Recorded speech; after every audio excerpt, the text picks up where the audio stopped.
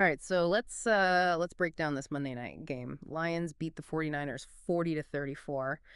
And I know what you might be thinking. The 49ers are already out of the playoffs. What's the big deal? But there's actually some pretty interesting stuff in here, especially for the Lions. So we've got ESPN game summaries, some post-game analysis from The Athletic, even some player comments from CNN. And the Lions were already going to the playoffs. But this really wasn't a meaningless game. Think about it, Dan Campbell. He knows that resting his starters in a big game like this could mess up their momentum, especially, against the team that knocked him out of the NFC Championship last year. It's a tough call. Yeah, and the Athletic said it was a meaningless game that meant everything. I think they're right on the money with that one. Lions were playing for pride, for momentum, and to get back at the 49ers for that NFC Championship loss back in 2023. Kirby Joseph even said he wanted to avenge that loss straight up. And this win sets them up for a really historic Week 18 game against the Vikings. They could get the NFC's #1 seed, something the Lions have never done before. Can you imagine the energy in Detroit right now, knowing they could make history? And speaking of making history, Jared Goff had a hell of a game in his California homecoming. 303 passing yards, 3 touchdowns. And he tied Matthew Stafford's single-season franchise record for touchdown passes. And it's more than just the numbers. This was Goff proving that he's not just the guy that the Rams gave up on. It really shows how much he's grown as a quarterback and that the Lions believe in him as their leader.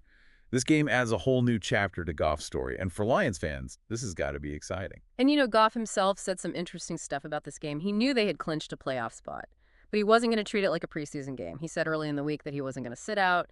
He knew what this game meant for the team's momentum and for his own journey as a quarterback who's really found his groove in Detroit. Now, for the 49ers, the big story was Brock Purdy and that scary moment with his elbow. He was throwing well, 377 yards and 4 touchdowns. Then he gets sacked. He says his arm was on fire, and suddenly everyone's thinking about his UCL tear from 2023. Yeah, it was definitely a moment where everyone held their breath, especially after everything he went through last year. Luckily, the first diagnosis looks like a nerve issue, not ligament damage. Yeah. But he still needs more tests. And it makes you wonder what this means for the 49ers going forward, especially with their last game against the Cardinals coming up. And, speaking of Purdy's injury, it was pretty interesting to see backup Joshua Dobbs step up when he had to. 3 completions for 35 yards, 7 rushing yards, and even a touchdown. Yeah, Dobbs definitely showed some guts coming into a pressure situation like that and delivering. This could even make the 49ers quarterback situation next season pretty interesting, especially if Purdy takes longer than expected to recover. While Purdy was in the game, rookie receiver Ricky Pearsall had a huge game. 8 catches for 141 yards. It seems like all that extra practice time they put in after Pearsall's injuries earlier in the season really paid off. Yeah, it reminds you that development isn't always a straight line. Pearsall had a rough start to the season, but you can see the hard work he's put in. Their connection wasn't perfect, though. There was an overthrow and a pass Purdy telegraphed that ended up as an interception, but you can see the potential. And this is where things get interesting. The 49ers kicker situation.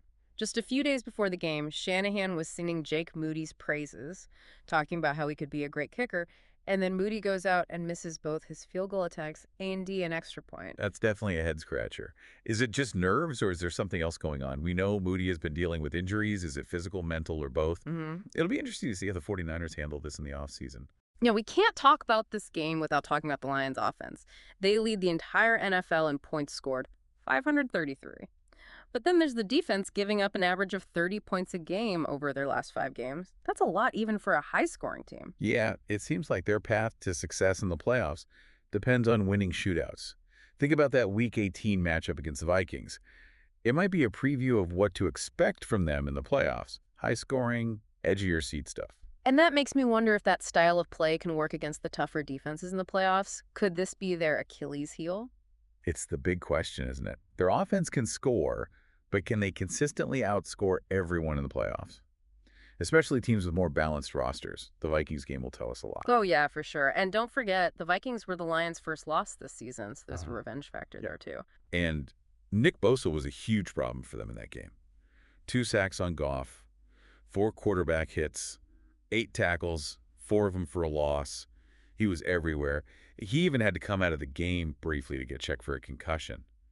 But he came back like a champ. Bosa's performance really showed how dedicated he is. I mean, this game didn't matter for the 49ers' playoff chances, but he still gave it everything. That kind of leadership can rub off on the younger players. Yeah, no doubt about it. And even though the 49ers lost, there were some bright spots. George Kittle, the People's tight end, had a great night, 112 receiving yards. Yeah. And he hit a big milestone, passing 1,000 receiving yards for the season. Yeah, that's his fourth 1,000-yard season. He's Yeah. the first tight end in 49ers history to do that. Pretty impressive. It puts him in a really elite group. Only Oh. Jerry Rice and Terrell Owens have more 1,000-yard seasons as 49ers. And Kittle did it mostly as a tight end. It shows how consistent he is, how tough he is, and how important he is to their offense. So we've covered the Lions' win, Goff's incredible game, Purdy's injury scare, Bosa being a beast, and Kittle reaching a huge milestone.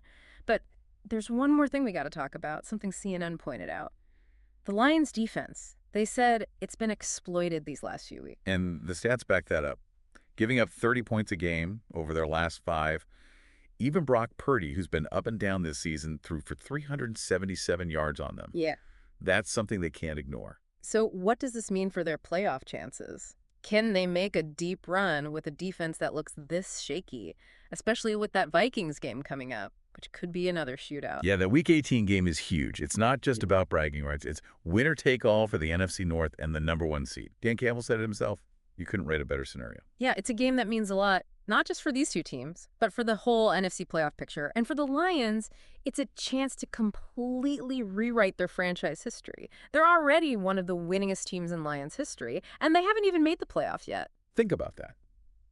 They could do something amazing, something that people will talk about for years. But first, they got to get past the Vikings. It's going to be a battle. The Vikings are on fire right now. Yeah. They want revenge after losing to the Lions early this season. It all comes down to this Sunday night. Lions versus Vikings, winner takes all. Yeah, this will really test both teams' strengths and weaknesses. A true battle of wills.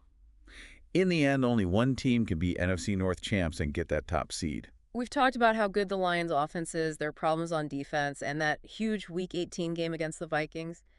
But, as I look at these sources, what really jumps out is... It's how tough the Lions are. I mean, they were down at times against the 49ers, but they just never quit. You could see how much they wanted to win, how bad they wanted to prove themselves. Yeah, it's like they have this chip on their shoulder. Yeah. And you can feel it in everything, the way Dan Campbell coaches, the way he talks about his team, the whole culture he's built there. They believe in themselves. They believe in each other. And they don't back down from any challenge. It's a far cry from that same old Lions stuff we've heard for so long. This team just feels different. They're not just playing to win games. They're trying to change what it means to be a Detroit Lion. I think that's what makes their story so interesting. It's bigger than football. It's about proving people wrong, about overcoming obstacles, about showing that anything is possible. Yeah, it's a story anyone can relate to. Anyone who's ever been underestimated. Anyone who's ever had to fight for their spot. And here we are. The Lions' biggest game in decades is just around the corner. If they win, they get the division title, the #1 seed, and they send a message to the rest of the league. This is their chance to prove they're not just a fun story. They're a real contender. This is what Lions fans have been waiting for. This could change everything. For the team, for the city. And it all comes down to Sunday night, Lions versus Vikings, winner takes all. We've talked about the Lions' offense, their defense, and that historic Week 18 game against the Vikings. But looking through all these sources, there's one thing that really sticks out to me. Yeah, it's got to be the whole Jared Goff story. His performance in this game, tying Stafford's record, it's almost poetic. The Rams get rid of him, people doubt him, and now he's leading the Lions to a possible top seed. It's a comeback story, proof that you could overcome anything. Yeah, it's a hell of a story. And you have to wonder how much this win over the 49ers and this whole season, really, will affect his contract negotiations. He's going to be a free agent after this year. It's going to make things interesting, that's for sure. He's proven he can lead a team and make them better. He's definitely worth more now. But will the Lions want to pay him big money, especially with other needs on the roster? Speaking of the roster, let's talk about that Lions defense for a second. We've talked about their weaknesses, but are there any bright spots, any players or units that could step up and make a difference in the playoffs? Aiden Hutchinson comes to mind. He's having a good second season. He's putting pressure on quarterbacks consistently. He might not be a flashy superstar, but he's reliable and he gets the job done. Yeah, Hutchinson's definitely someone to keep an eye on, especially going up against that Vikings offense. What about the secondary? Anyone back there who could be a difference maker? Kirby Joseph's had some good moments, Yeah. including that big interception against the 49ers. He seems to have a knack for making big plays, even if he's not always consistent. The playoffs are all about those big plays, so maybe he can rise to the occasion. It's almost like the Lions' defense is a puzzle with some pieces missing. They've got some talent, some Yeah. potential, but they haven't quite figured out how to put it all together. Do you think that's something they can fix in the offseason? Or are they stuck with this risky, high-reward style? Tough to say. Their defense has been a problem all season, even while their offense is scoring like crazy. Might have to make some hard decisions. Maybe even bring in a new defensive coordinator who can shake things up. I guess it all comes back to that Week 18 game. If they beat the Vikings, that could cover up a lot of their defensive issues, at least for a while. But if they lose, especially if it's another shootout, that could really show how weak their defense is. Yeah, it's a must-win game. But let's not forget what the Lions have already done this season. They're not the same old Lions anymore. And no matter what happens on Sunday, they've built something special. And for Lions fans, that's got to feel good. They've been through a lot of bad years, but this season has brought back hope and excitement to Detroit. Absolutely. No matter what happens Sunday night, this has been a season Lions fans will never forget. It feels like the start of something big in Detroit. So we've talked about how tough the Lions are, the questions about Jared Goff's future, and whether their defense can step up in the playoffs. But as we wrap up this part of our deep dive, I'm left wondering, can the Lions, with all their offensive firepower, but, defensive questions, can they really make a deep playoff run? Can they overcome their history and finally bring a championship to Detroit? That's the million-dollar question, isn't it? The one every Lions fan is asking themselves right now. To be honest, there's no easy answer. Yeah, their offense is explosive, but their defense is a total wild card. They could win a shootout one week and then get blown out by a good team the next week. Yeah, the Vikings game feels like their whole season in a nutshell. This clash between a great offense and a defense that's a little shaky. Exactly, and that's what makes Sunday night so exciting. It's a chance for the Lions to prove everyone wrong. Yeah. To show that they're not just a one-dimensional team. It's like they're carrying the weight of the whole franchise on their shoulders. Decades of heartbreak, near misses, the whole same old Lions story. Can this team finally break the curse? That's what makes this so compelling. It's not just about winning and losing. It's about changing the narrative. Yeah. About exceeding expectations. And about bringing pride back to a city that's been through a lot. Going back to those player comments from CNN, Kirby Joseph's quote about avenging last year's loss really sticks with me. It shows how hungry this team is, how much they want to prove themselves. Yeah, and that hunger, that drive, could be the difference in the playoffs. Talent and strategy are important, but sometimes it just comes down to willpower, that refusal to give up. We've seen that in Dan Campbell's coaching, in how they've fought back from behind, and how they've embraced being the underdog. They don't shy away from challenges. They don't back down from anyone. And that, to me, is worth more than any stat or ranking. So as we wrap up our deep dive, I'm left with this thought.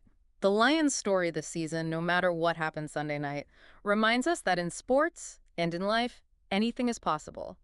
It's a reminder that even when the odds are stacked against you, even when history is not on your side, you can still achieve great things if you believe, if you're determined, and if you never give up.